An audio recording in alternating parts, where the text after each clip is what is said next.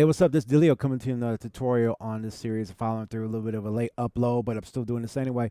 This is a tutorial about working with loops in FL Studio, how getting there to start and stop the way you want to. So we're going to show you how it works on this screen here, and then what we're going to do is show you how it works in other ways right here. So we're going to work with loops, right?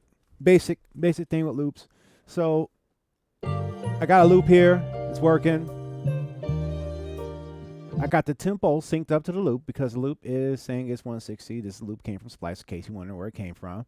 So here's the thing. So if you got a loop and you're just starting out, say you just clicked a bunch of loops right here, or a bunch of lights right here. Listen to what happens.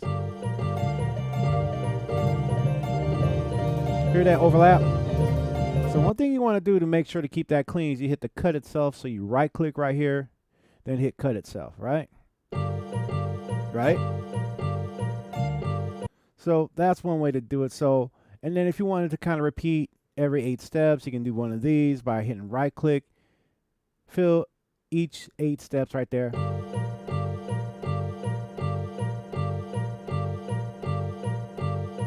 But the interesting thing about this is that if you leave it like this, the sample will play. So maybe you don't want the whole sample to play. Maybe you want it to stutter. That's me triggering the MIDI keyboard, right? So what I can do, if I want this to stop, I mean, you could go to the envelope and then turn the envelope on. But see, it's going to hold the note as long as this is going right here, it's going to hold it. So we typically don't want to do that. So what I like to do is I go to the piano roll and I set my envelope up like this. Like I'll turn the attack all the way down, hold all the way up, decay, sustain, and release down, right?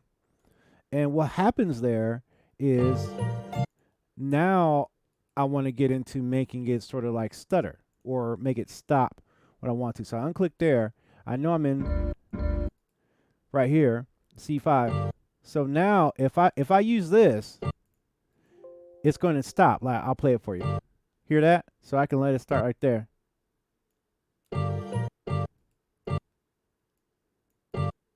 So I can do this kind of effect.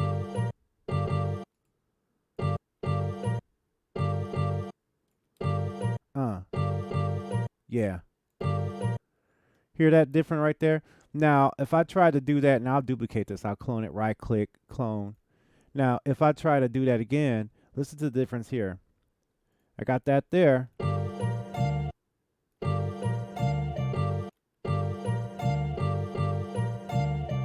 Hear that difference right there? It's going to let the sample play. But if I use the piano roll and I set the envelope to where it's supposed to be, now I got this. Yeah. And I mean, you can even go further with that and change the pitch of the sample. Right?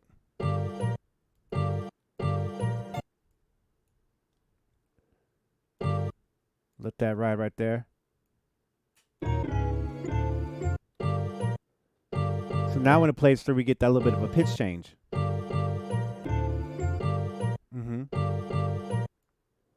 I mean, you can move further.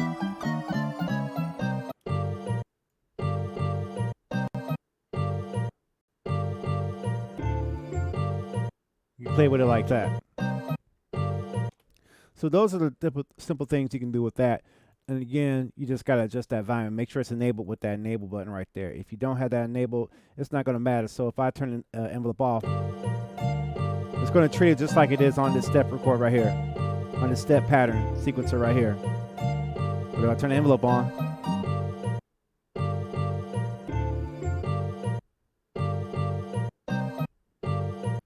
and that's how you can work with loops that way. Of course, you got different options in your loops. You can go here, you can reverse it.